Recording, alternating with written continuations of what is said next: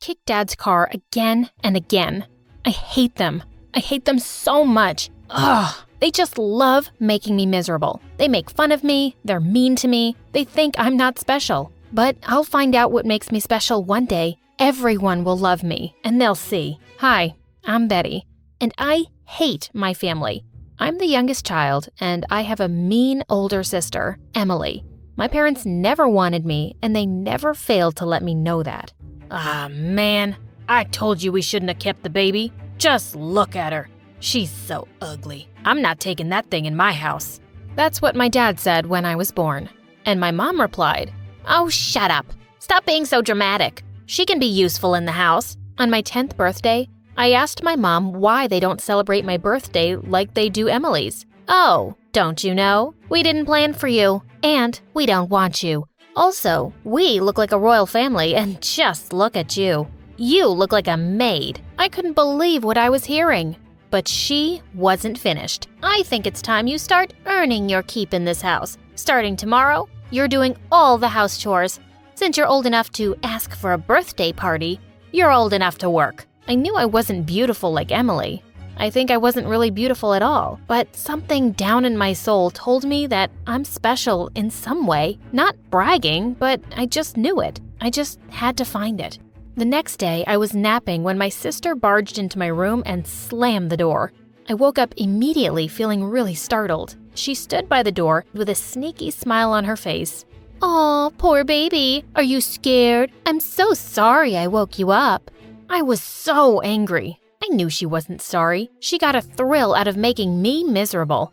She was always trying to embarrass me at school, too.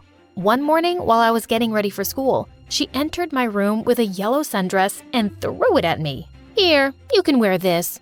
It's too outdated for me now, but it's still better than anything you have. I knew immediately that she gave me that dress because she wanted to humiliate me. Sure, I replied.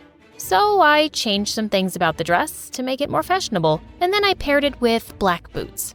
When I walked into class, everyone was staring at me. I could tell they were impressed by my outfit and sense of fashion. I was so happy. After class, when Emily saw me in the hall, she looked shocked and horrified. How dare you do that to my dress?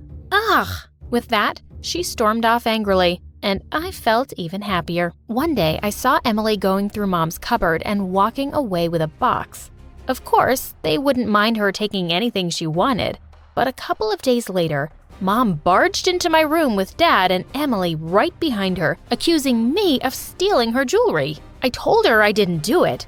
Then I pointed at Emily. Why don't you ask your precious daughter? I saw her taking it. Emily gave me an evil smile, and I started to feel suspicious.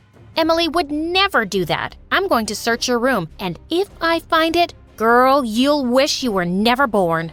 What an irony. She searched my room and found the jewelry.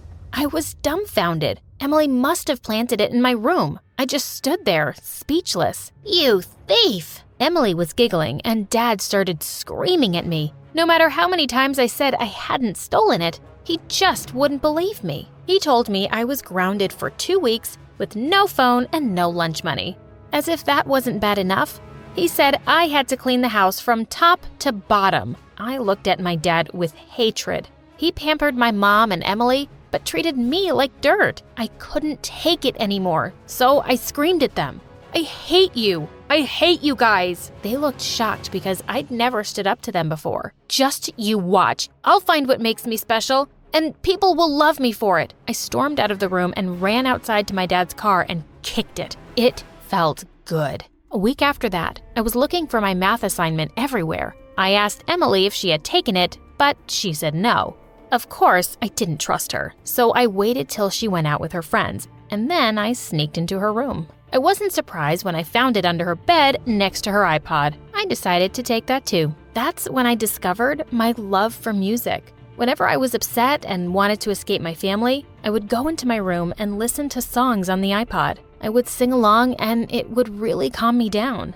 One day in the cafeteria, I was walking to a table when Emily suddenly threw something on the floor. Before I could stop myself, I had stepped on a banana peel and I slipped, with my lunch flying everywhere. I heard someone say, "What a clumsy fool." I was so embarrassed, I just ran out of there. After that day, I started eating in the school library all by myself. One day during lunch break, I was listening to music on my iPod as usual, and I started singing along when I heard a voice say, "Oh my, you have such an angelic voice." I turned around to see it was the school librarian, Mrs. Shepherd. She looked really impressed, but I didn't believe her.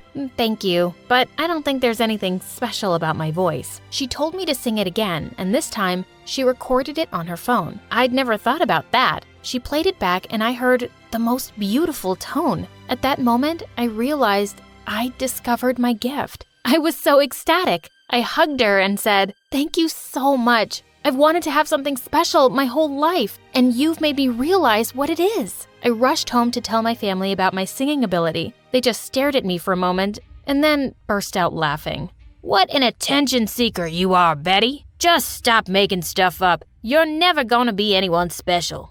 After the jewelry incident, I hadn't been able to forgive Dad for not believing me and treating me badly, and he was just doing it again. I wanted to hurt him as much as he had hurt me. So I decided to call his company and accuse him of theft. Dad worked as an account manager for a business firm, and I wasn't exactly sure if he had stole from the company, but someone as horrible as him must be shady, and I wanted him investigated. At the end of my junior year, I was singing in my room when my sister screamed from her room, "Stop squawking like a bird!" I rolled my eyes and yelled, "You would know since you screech like one." Just then, there was a knock at our main door. I ran to open it and found 2 male cops standing there. One of them asked, "Is this the Blackwell residence?" Everyone was in the hall by now, and the cops walked straight over to Dad and said he was under arrest for embezzlement. The company he worked for had discovered that he had been moving their money to an offshore account. Before the cops left, they asked me how I knew my dad was stealing money. I told them I had my suspicions. My family couldn't believe what they were hearing. Dad started screaming at me. "You ungrateful girl. You called the cops on me. I hate you."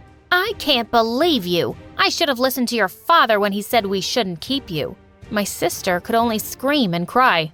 I couldn't care less. After Dad was sentenced to jail, we became the talk of the town and everyone looked at us with contempt. Mom decided to move us to a small town where we could start afresh. I was so excited because I didn't really have friends in school because my sister had made everyone think I was a loser. The day we moved to our new house, my mom said, "Don't get yourself too excited, young lady. You'll have to fend for yourself now. Now that you've sent your dad away, I'm no longer responsible for you. You should be grateful I haven't disowned you." I rolled my eyes. I don't expect anything less. The next day, I started looking for a job, and I eventually found one in a small antique store as a salesperson. When I was walking back home, I heard someone singing, and I traced the voice to a guy in the park. He sounded beautiful. I sat next to him on the bench and started singing along. He seemed startled but didn't stop, and before I knew it, we'd gathered a crowd. Surprisingly, that became the beginning of my music career. After the performance, the guy introduced himself. "My name is Zach. You have a really nice voice. I've never drawn as big a crowd as you did today." I was so flattered I could only smile. That night, I went home with a skip in my step. Mom noticed my smiley face and asked if I'd gotten a job. I couldn't help spilling out the reason for my excitement, but Mom just rolled her eyes and Emily nastily said, "The townspeople must be deaf. And I'm sure this Zach guy is better than you. You're just jealous because I have talent, and you can't sing a note to save your life." She looked like she wanted to strike me dead, and that made my day. The next day, as I was working at the antique store, I started singing when I thought I was all alone. Just then, the owner came out of the back room. "You have a great singing voice. You should meet my son. He loves to sing too." I was surprised to hear that, but I said I would love to meet him. He called his son, and I couldn't believe my eyes when I saw Zach. We both laughed, then told his dad how we had already met once before.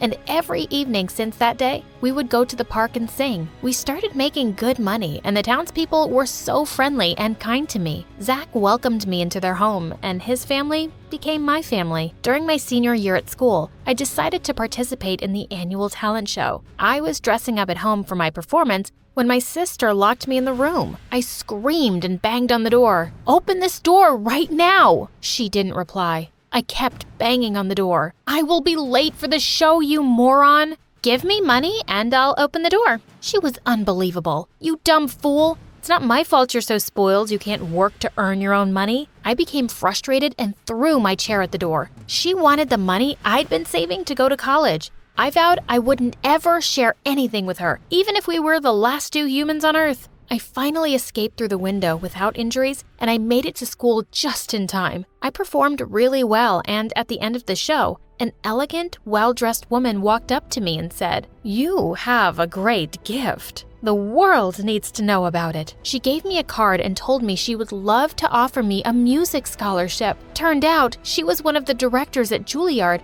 and was invited by Zach's dad to watch my performance. It was such an amazing surprise. That day was joyous, and the whole town was thrilled for me. Well, everyone except my family, and I don't care about them.